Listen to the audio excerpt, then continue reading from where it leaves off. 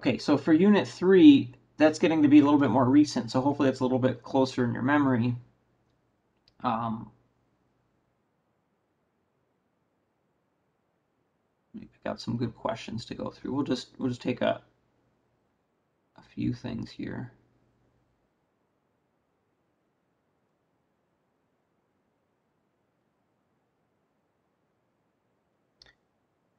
Okay, so I think this one is a good example. Here we have a list of data, and we want to do some stuff with it. Okay, so there's some context here. The Affordable Care Act created a marketplace for individuals to purchase healthcare plans. 2014, the premiums for a random sample of 30 27-year-olds who were signed up for bronze level health insurance are given in the table below. Create a frequency distribution and a relative frequency distribution using 5 classes. Okay, so first of all, when I look at the data, what I'm looking at are numbers. So whatever else is going on, I know that I have numeric data. Okay, so this is going to be a quantitative or numeric variable. Okay, when I have numeric data, the graph I want to look at is going to be a histogram. Remember, that's like a bar chart with a couple extra rules. Okay, what I'm going to do is I'm going to go back through and show you again how to get this on your calculator so that your calculator makes the histogram and your calculator does the counting for the frequency distribution. So the first thing we need to do is enter the data into our calculator.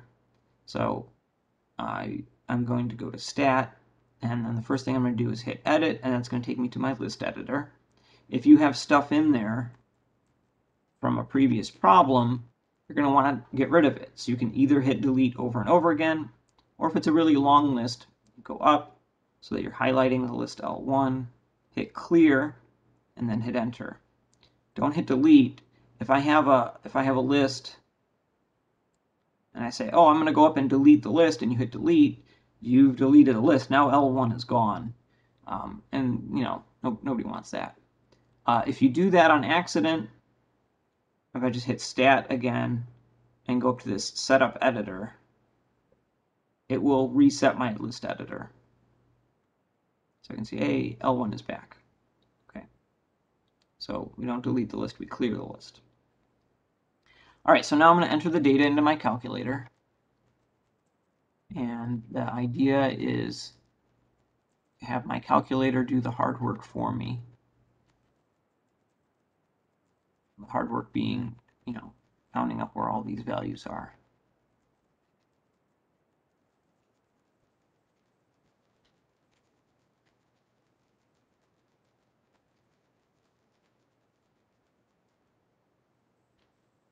Oops. Don't put too many zeros on there.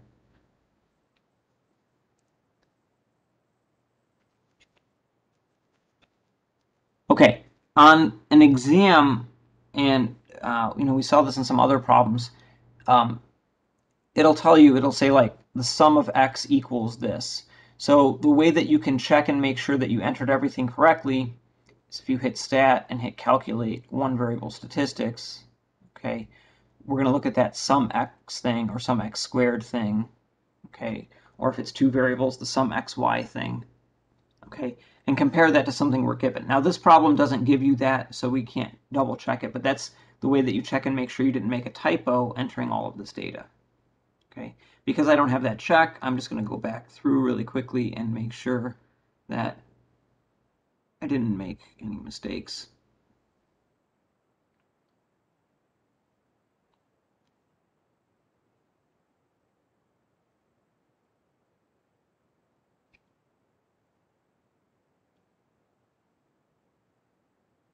Okay, so I think everything is in there correctly. I at least have the correct number of things, right? There's 30 things in there, so we should be good.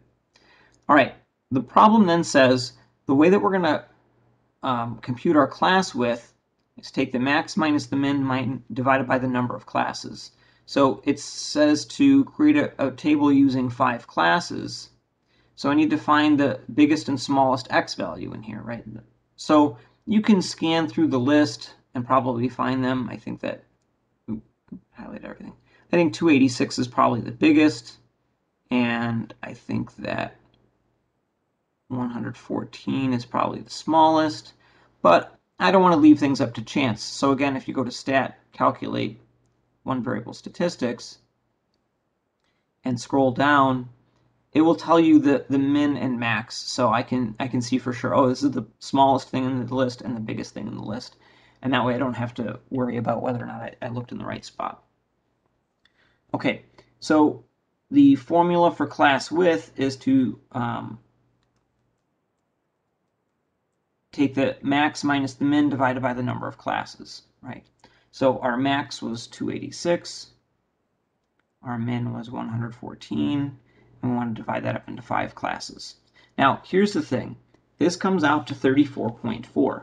If I round this to the nearest whole number, if I round to 34, and I make blocks of 34, starting at 114, 5 blocks won't quite reach 286. So if I just use my rounded value, then my histogram isn't going to actually contain all of my data. What we want to do for our class width is always round up to the next whole number.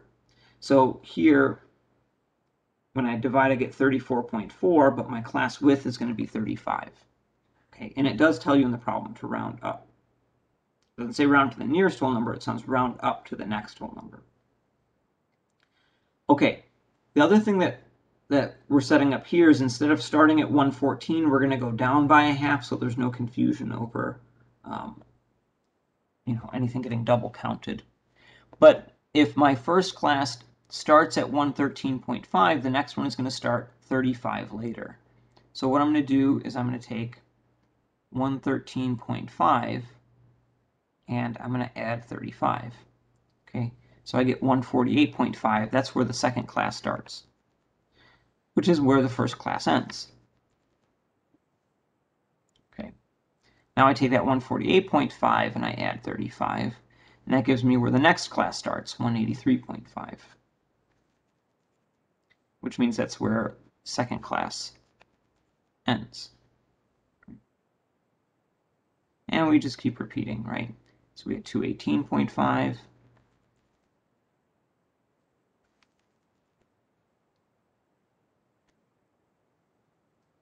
253.5,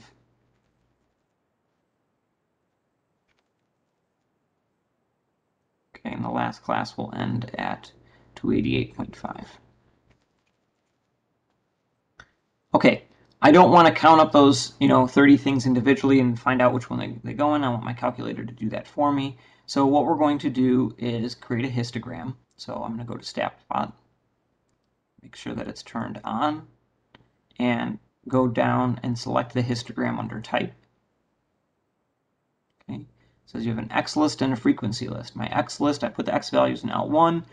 I don't have a frequency list. I just want each of those data values to be represented once, so my frequency is 1. Okay. If you hit graph, you might see something or nothing. I need to rezoom it, so I hit zoom and go down to zoom stat number 9.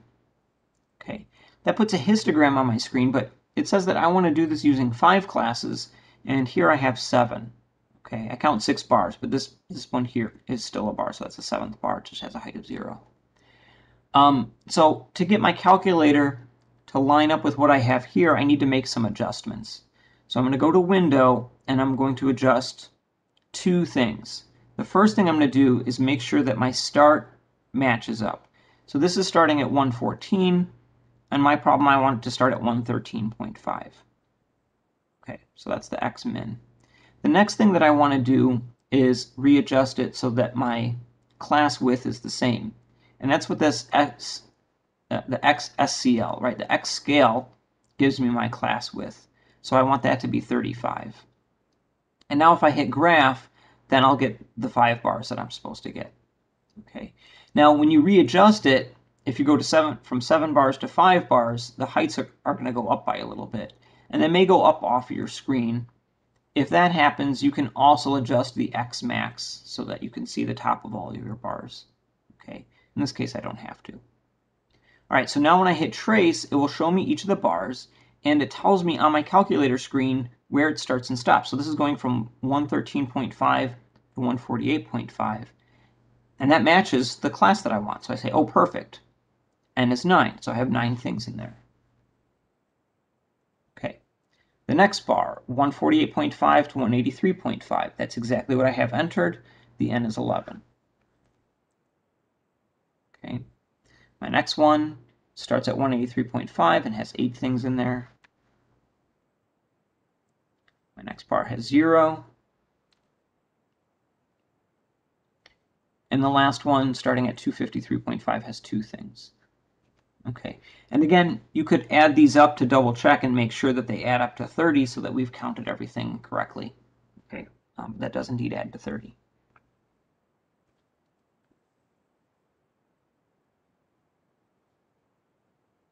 All right, for relative frequency, what I'm going to do is I'm going to take that frequency and turn it into a percentage or a decimal. Okay, and the way that I do that is I say, well, if there were 9 out of my 30 things in this first group, then the percentage is going to be 9 out of 30.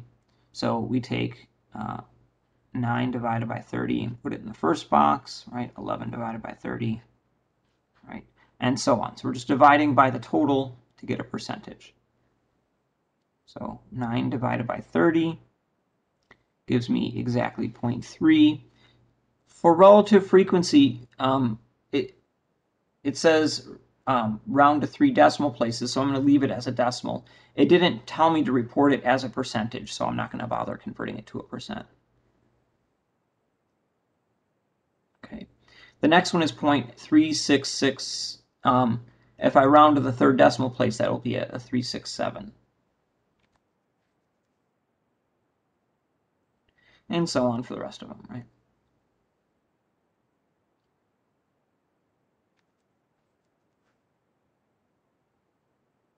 Okay, 0 divided by 30 is going to be 0.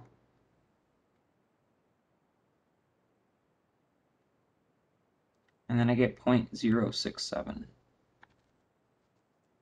Okay, now these should add up to 1.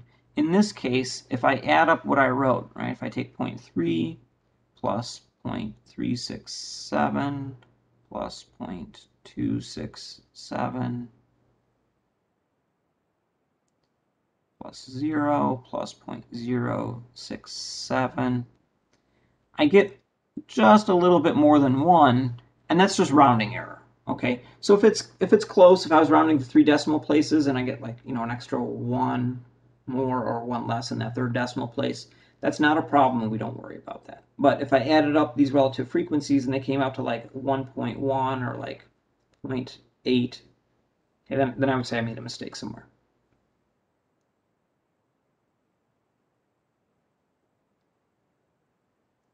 Okay, and then we want to match which histogram matches. And again, if I just go back to my graph, I can see the histograms.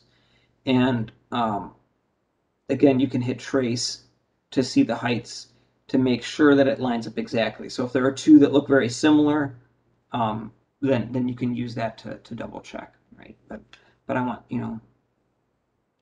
3 tall ones, a 0, and then a short one. Okay, so let's say, okay, first one's out because this last one's too tall. This one's out because it's totally wrong shape. Between these 2, though, I want to, go up and then down. So graph number 2 is it.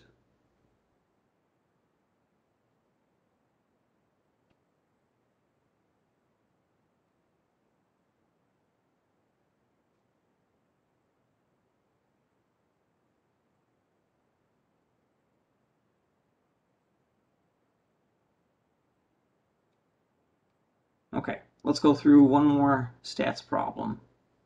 And this is the one that I think has a bunch of stuff in it, right? This is in 3.10. The idea behind this section is we're using a confidence interval to talk about a population. And this is something that sounds obscure, but it's really, really common, right? You hear this like every day in the news. They just don't put in all of the fancy sounding stats words, right? So you don't hear them say confidence interval when they're using a confidence interval. Okay. All right, so let's go through this problem. In 2019, the CDC stated that 14% of all American adults smoke cigarettes. In a recent random sample of 3,150 American adults, 420 were smokers. Use a 95% confidence interval for the percentage of all American adults to test whether or not 14% of Americans are smokers. So the first thing, what's the correct parameter symbol for this problem? What we need to do is figure out, are we summarizing the data with a mean, or are we summarizing it with like a percentage? Okay, and I can see the word percentage all over here. Okay, but the thing we're being asked to do is to use a confidence interval for the percentage of all American adults that are smokers. So I want to find a confidence interval for the percentage, but I want it for the population. So one of the things to keep in mind is that P is going to be, in this context, the percentage of smokers in the population.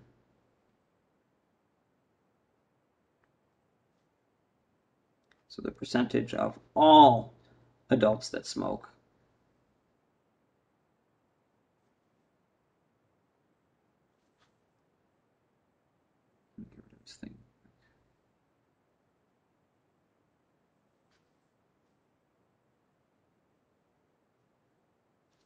Okay, P with a hat on it is the percentage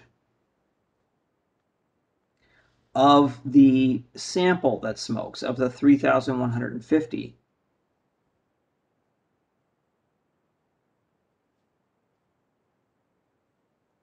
That smoke. So these are both percentages of adults that smoke. One of them is a percentage of everybody in the US. The other one is a percentage of just the people in our sample. The parameter is the one for our population, for all adults. So I want the P here, not the P hat. What is the wording of the parameter? Well, I think I wrote that down, the percentage of all adults that smoke. Okay, so we have to be careful because there are some things in here that can mislead you, right? When we say all American adults, that's my population. All American adults that are smokers, that's how many there are. But that's a group of people. What I want is a percentage. I want to talk about one number. So that's going to be the percentage of all American adults that are smokers. Okay. Assumptions is tricky. I think that assumptions is getting to be a very mathy thing, and we don't have enough time in this class to delve into too much depth. So this is just kind of dipping our toe into what you would see in a statistics class. Okay, so here we collected non-numeric information. It was a yes or no, do you smoke or not? So we have qualitative information. And when we collect qualitative information, we have three things that we need to check. And those three things are checking to make sure that our sample is big enough and our population is big enough. So the three things are n greater than or equal to 20, n times p hat bigger than 10, and n times 1 minus p hat bigger than 10. Okay. Now, one of the things that we had mentioned before, instead of figuring out what p hat is and then taking n and multiplying it by p hat, n times p hat is just equal to x, right? Which in this case is the number of smokers.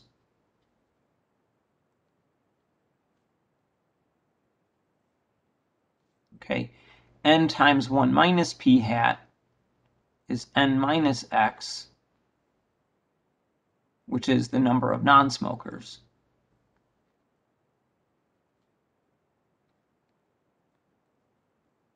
So really all we're doing is making sure that our sample is big enough that we have at least 10 smokers and at least 10 non-smokers in our sample.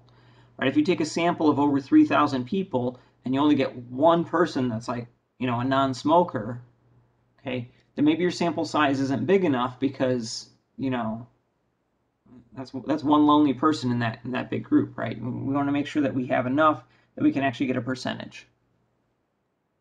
That we're not getting error by just hitting or missing one extra person. Okay, so if I look back at the problem, it said 420 people in my sample were smokers.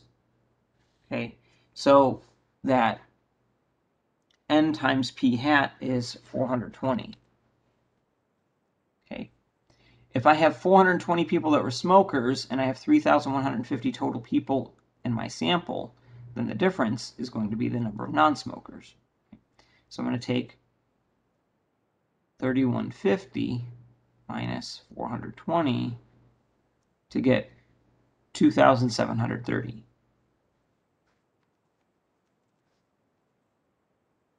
Okay, so that's my NP is X, and N1 minus P hat is the N minus X, the number of non-smokers. And what we said back here in our conditions is we want to check and make sure those are both greater than or equal to 10. Well, 420 is indeed greater than or equal to 10. And this 2,730 is indeed greater than or equal to 10. So what we're doing here when we check those assumptions is we're just taking the exact assumption that we had and filling in the numbers. Okay, capital N is our population size, and it does not tell me in the problem how many American adults there are. I don't know how many adults there are in America. I know that there's lots of them, right? It's hundreds of millions, but I don't know how many. What we need is we need it to be bigger than 20 times little n. So I can compute 20 times little n. So that's going to be 20 times 3,150. And when I multiply that on my calculator, I get 63,000. So we want to make sure in this particular case that we are drawing our sample from a population that has at least 63,000 people in it. Okay. And like I said, I don't know how many American adults there are, but I can safely assume it's more than 63,000. Okay. It says here in the problem, if no n is given, just use a million. Okay. Which is indeed greater than or equal to 63,000, because that's my 20 times little n. Okay, so that's checking my assumptions. All right, next we're going to use a 1 proportion z interval. We'll click on that, and now let's actually go ahead and do that on our calculator. So I go to Stat, I go over to the Tests menu, and I'm going to scroll down until I hit 1 prop z int. Don't be fooled by the 1 prop z test. Okay, that's something you'll use if you take a stats class. Here I have the 1 prop z int. It asked me to enter the x. Well, we talked about that. We said x is the number of people who said yes, right? That's the number of smokers. We had 420 of them. And is the sample size, right? We used that number a number of times already, so 2,730. And then we have confidence level. It said in the beginning of the problem to compute a 95% confidence interval. Okay, so I'm going to leave this as 0.95. So when I hit calculate, I can see, okay, I have my confidence interval.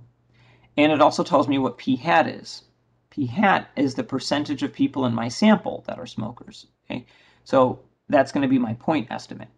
So when it says the symbol and value of the point estimate, that's that percentage of people in my sample. I use that to estimate the population. So p hat equal to 0.154. Except that it says to leave my answer as a fraction. My calculator didn't give that to me as a fraction. I say, what's the deal? How do I compute that? What fraction are they talking about? Remember what the p hat is. That's the percentage of people in my sample that smoke. There are 420 smokers out of 3,150. Then I have, as a fraction, 420 out of 3,150.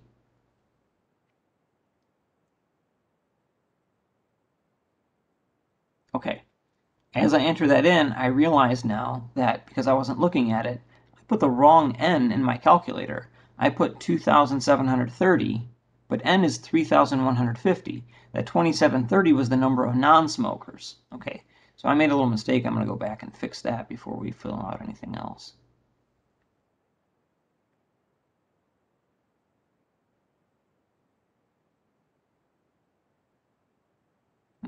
So it's handy here that my calculator tells me the n, right? It's like a nice double check. Okay, the interval estimate, we're not estimating p hat. P hat we know, we computed that. That's this fraction right here. If I want to estimate something, I want to estimate what is that percentage for everybody, for the whole population. Okay, so that's going to be p. So we're estimating p, and we're estimating that it's in this interval, 0.12, let's see, it says 3 places, 0.121 to 0.145.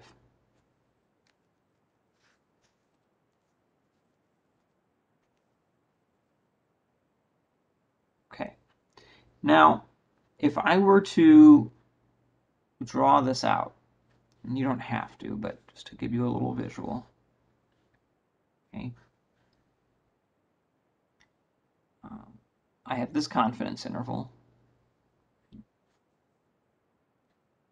so 0.121, or if I write it as a percentage, 12.1%.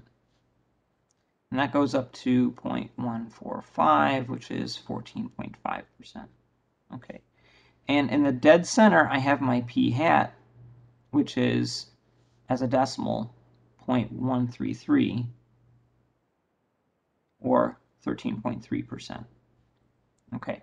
So what we're doing with our confidence interval is saying that we're 95% confident that the percentage of smokers is somewhere in this range, right? It's between 12.1% and 14.3%. So at the beginning of the problem, when somebody claimed that it's 14%,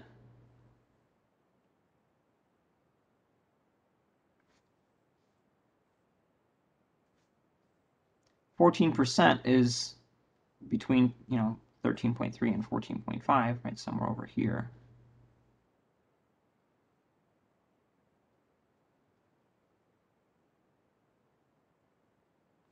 Well, that falls within what is a reasonable claim.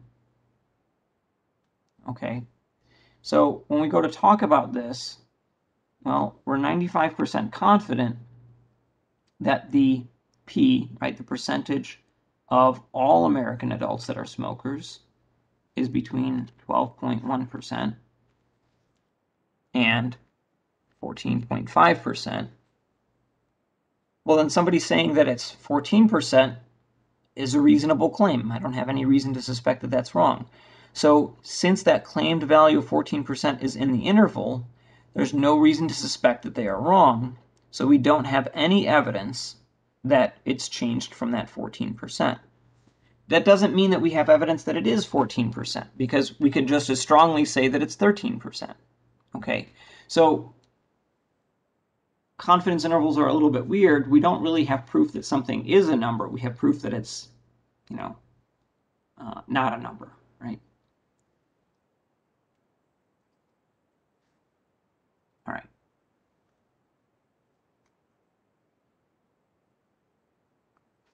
Okay, I think that's about as far as we'll go today.